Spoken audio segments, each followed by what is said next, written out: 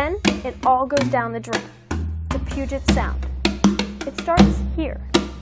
Nice green lawn or too much fertilizer.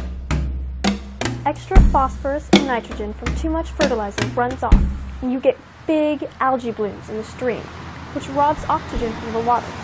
Fish suffocate. Okay, so you need a plan.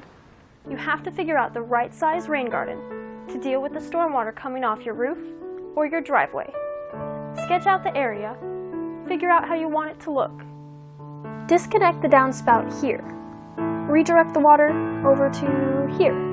The outflow goes there, just in case we get a really big storm. Dig the pit, bring in good soil, or mix the soil you have with compost. Select the right kinds of plants. Zone 1, wet feet.